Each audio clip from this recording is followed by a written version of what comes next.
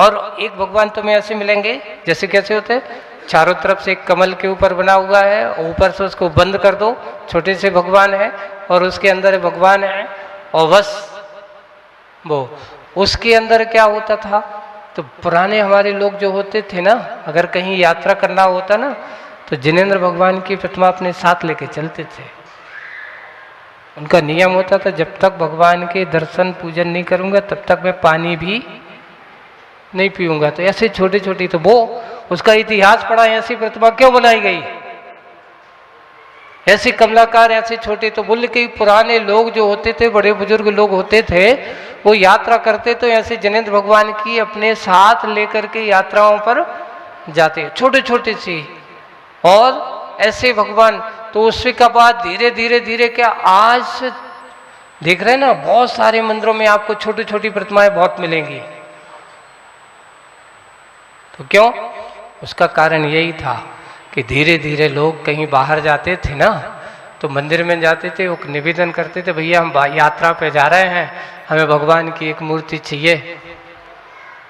तो लोग अब आज के समय में तुम्हारे तो क्या होता है कि पहले लोग ऐसे वाहन होते थे, पहले क्या ऐसे ट्रक होते थे, ऐसी कारें होती थी क्या, नहीं। कोई भी यात्रा करना होता तो महीनों लगते थे, बैलगाड़ी से जाओ। अगर शिखर जी कोई जाता था, अब रास्ते में शिखर जी यात्रा करें तो बैलगाड़ी से चलेंगे तो कितने दिन लगेंगे। एक बैलगाड़ी ज्यादा से ज्यादा एक दिन में 25 से 30 किलोमीटर से ज्यादा नहीं चलती। अगर दिन भर भी चलाओ 30 से 35 का एवरेज आ सकता है। तो एक दिन में 30-35 किलोमीटर चलेगा, तो मान के चलो कि 1000 किलोमीटर है यहां से शिखर जी, तो कितने दिन लगेंगे उसको, है ना। अगर 30 किलोमीटर की एवरेज भी ले लो, तो शिखर जी तक पहुंचने के रेगुलर चला जाए तो कितने दिन लगेंगे, हैं? कम से कम 1 महीने तो लग जाएगा, है ना। अगर 30 की एवरेज लेते हैं और 30 3 त्रिका 9 या 900 किलोमीटर करीब करीब हो गया, और मान के चलो थोड़े से और आसपास मान के चलो, तो इतना 1 महीना अगर रेगुलर चले, तो अब रेगुलर उसको ये नियम है कि मैं बिना देव दर्शन के पूजन नहीं, पानी भी ग्रहण नहीं करो, रास्ते में भगवान का मंदिर नहीं मिला तो क्या करेंगे, भूखो रहेंगे, फिर यात्रा कैसे करेंगे। तो पुर ऐसे, तो ये छोटे छोटे जिनालय जो बंदे प्रतिमाएं थी, गृह चैत्यालय का कारण क्या था, तो उस पर इतिहास पढ़ा कि यहाँ पर सबसे ज़्यादा महाराष्ट्र में इस साइड सबसे ज़्यादा मुगलों का आक्रमण ज़्यादा रहा। और जब यहाँ पर आक्रमण रहा, और एक और देखो, सिरपुर आप गए दर्शन किए, यहाँ ज़्यादातर भौरे में ऐसे बड़े बड़े हमारे ऐसे मंदिर भी मिलेंगे कि बाहर से आपके ऐसा भवन सा लगेगा, और अंदर से हमारी वेदियाँ कैसी होती थी, बिल्कुल अंदर बड़ा विशाल। सिरपुर हम तो अंदर नहीं गए, लेकिन लोग सोचते हैं कि 1 मंजिल 2 मंजिल 3 मंजिल नीचे तक ऐसे जिनालय हैं। तो उसका कारण क्या था कि लोग अब अपन शांत स्वभावी, किसी से हिंसा पर भरोसा रखने वाले नहीं हैं, अहिंसा धर्म के पालन करने वाले, लेकिन दूसरों के मन में ऐसा होता था, तो वो लोग आकर के उनका एक ही काम था कि ऐसे जिनालयों को तोड़ो फोड़ो और लूटो, यहाँ की जो भी संपत्ति है ले जाओ। और उन्होंने एक काम किया, गुजरात, महाराष्ट्र सबसे ज़्यादा प्रतिमाओं को तोड़ा गया। यहाँ पर इस साइड की बहुत जगह ऐसा हुआ। तो जब ये आक्रमण हुआ, लोगों के नियम का पालन करना था, तो उन्होंने अपने घरों पर अपने जिनेंद्र भगवान की प्रतिमाओं को रख करके पूजन पाठ नियम का पालन किया।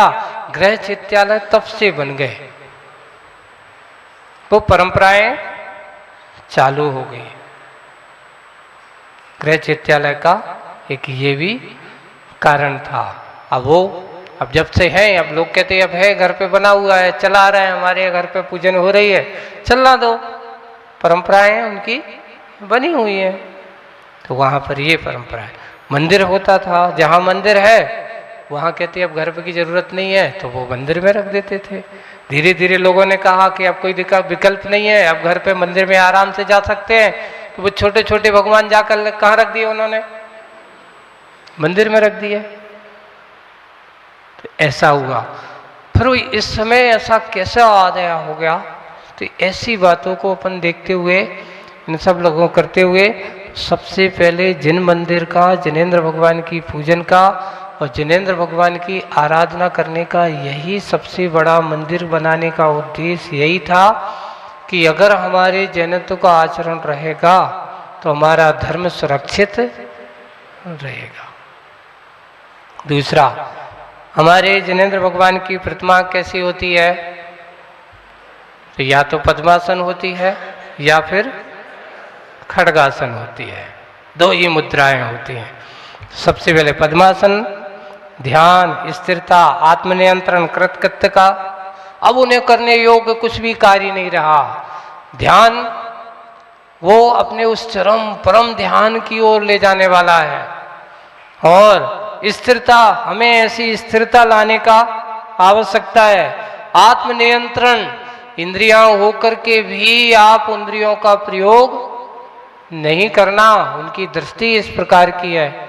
इस प्रकार कृतकृत्य, अब करने योग्य कुछ भी नहीं रहा। भगवान आपके कैसे बैठे हैं? हाथ पे हाथ रखे हुए बैठे हैं, है ना? तो इस प्रकार करने योग्य कुछ भी नहीं रहा। इसलिए प्रतिमा का ये रहस्य। अब वो प्रतिमा को मंदिर में अपन जहां विराजमान करते हैं उसको गर्भगृह कहते हैं। क्या बोलते हैं उनको? गर्भगृह बोलते हैं। जहां आत्मा का प्रतीक है, ये कहते हैं कि यह जहां तीर्थंकर की प्रतिमा होती है उसका नाम विराजमान किया जाता है, उसका नाम गर्भगृह माना जाता है। गर्भगृह में हर किसी को प्रवेश नहीं दिया जाता। यहाँ पर जैसे कि अपने हृदय की कीमत बड़ी होती, अच्छी होती है ना? अपन कोई भी बात करते हृदय से बात करते हैं, ऐसे ही गर्भगृह में जाकर के बिल्कुल मौन, शांत और अचल आत्मस्वरूप, वहां जाकर के कैसे शांत होते हैं, कैसे अचल होते हैं एकदम।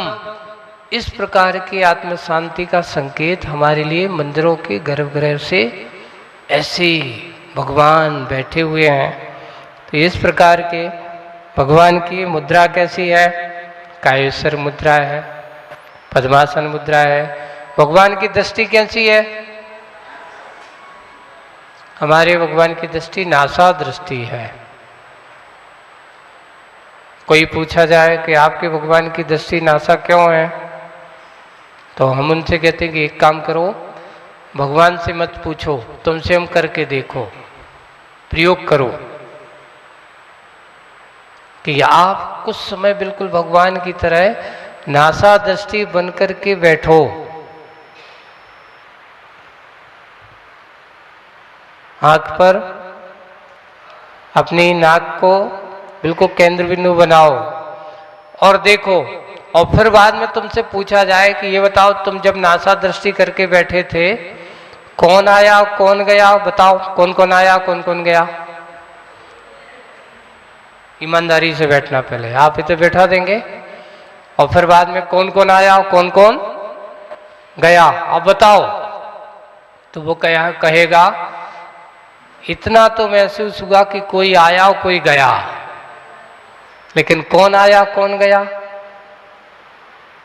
देख करके भी नहीं देखते,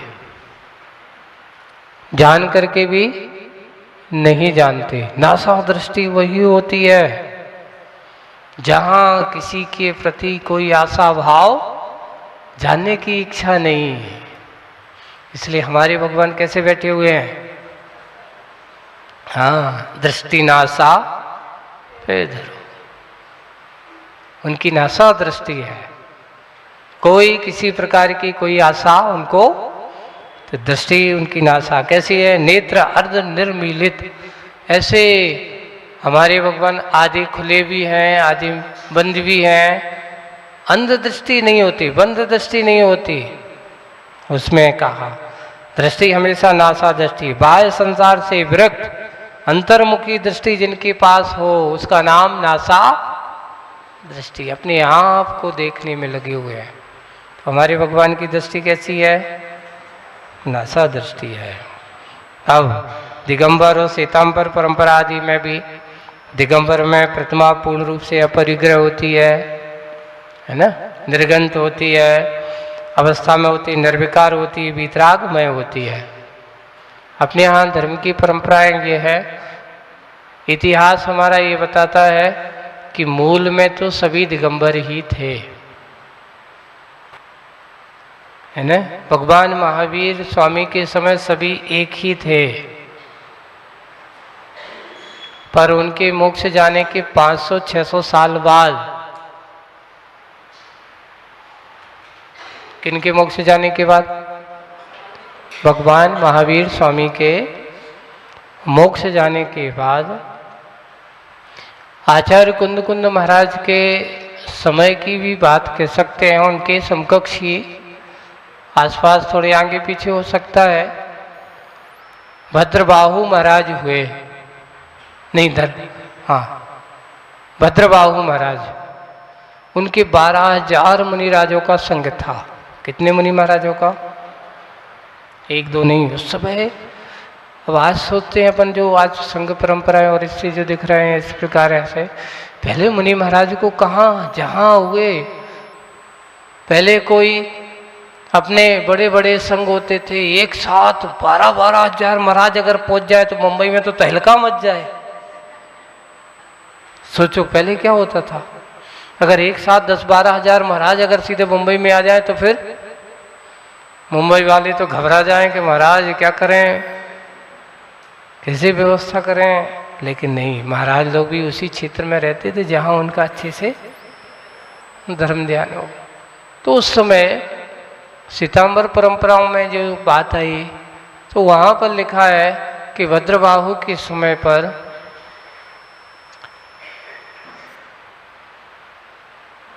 उस समय भीषण अकाल पड़ा, 12 वर्ष का अकाल पड़ा, एक दिन का नहीं। उत्तर भारत में सारा संघ था और कहा गया कि यहाँ पर भीषण अकाल निमित्त शास्त्र के अच्छे ज्ञाता थे भद्रबाहु महाराज, और उन्होंने जान करके, अब कैसे जाना, तो उनके पास कुछ निमित्त अपनी विद्या उनके पास थी। तो उन्होंने कहा, संघ को बताया कि देखो भाई संकेत मिले हैं और उत्तर भारत में भीषण महाअकाल पड़ने की संकेत है, इसलिए अपने धर्म की सुरक्षा करना है तो दक्षिण भारत की ओर जाना होगा। और दक्षिण भारत की ओर उन्होंने संघ को चलने के लिए कहा। अब कुछ मतांतर वाले, तो उनमें एक स्थूल भद्र आचार्य, वो मुनि महाराज थे, अब कभी रहते ना वरिष्ठ मुनि महाराज हैं, तो उन्होंने कहा कि हमारा जाने की इच्छा नहीं है, और उनके साथ साथ 6,000 मुनि महाराज और रह जाते हैं। तो 6,000 मुनि महाराज यहीं उत्तर भारत में रुक जाते हैं और 6,000 भद्रबाहु महाराज के साथ कहाँ चले जाते हैं? दक्षिण भारत की ओर। वहाँ जाने के बाद जैसा कहा था कि 12 वर्ष में भीषण अकाल पड़ा, इतना भीषण अकाल कि लोग दाने दाने को खाने के लिए मोहताज हो जाते हैं। और उसका परिणाम ये हुआ कि हमारे श्रावक गणों ने, ऐसे नहीं कि जैन श्रावक नहीं थे उस समय, मानने वाले थे, उन्होंने कहा महाराज अब कुछ भी हो जाए आप यहीं रहो, अब जैसी व्यवस्था हम बनाएंगे वैसा करने पड़ेगा। अब हुआ ये कि जिनने रोका, जिनके कहने से वो रुक गए, अब परिस्थितियां ये हुई, विपरीतता ये होने लगी कि क्या किया जाए, कैसे धर्म का पालन किया जाए। तो बस वहीं से ये श्वेतांबर धर्म की एक परंपरा चालू हुई और वीतरागता का धीरे धीरे जब मुनिराज जाने लगे तो उस समय ये हुआ कि अकाल के कारण से कई बार कई मुनिराजों के उपसर्ग ये हुआ।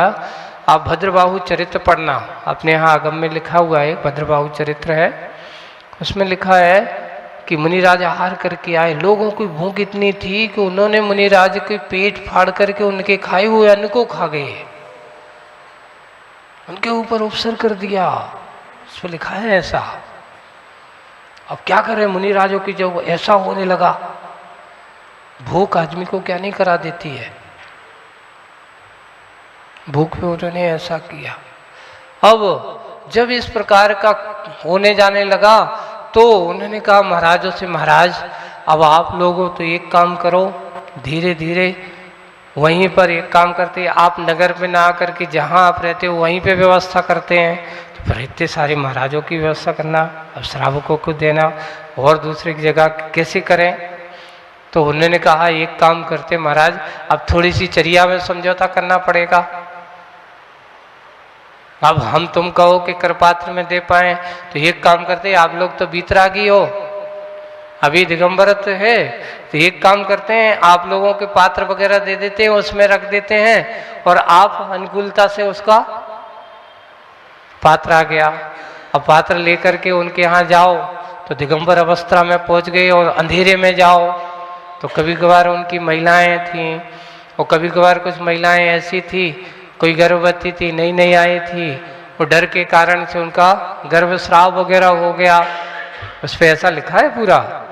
तो उन्होंने कहा एक काम करो महाराज, आप लोग जब यहाँ आहार को आओ तो एक लंगोटी कपड़ा लगा के आओ, अंधेरे में जाओ, अंधेरे में आना तो फिर बाद में क्या करो, अब रात्रि में अंधेरे में जाने लगे तो कुत्ते आदि बहुत होते थे, वे पीछे पड़ जाए। तो उनमें लिखा है कि फिर बाद में हाथ में लाठी भी आ गई। ऐसी परंपरा है। भद्रबाहु चरित्र आप उसको अच्छे से पढ़ना, उसमें सारी की सारी पूरी की पूरी घटनाएं प्रसंग आपको दिया हुआ है।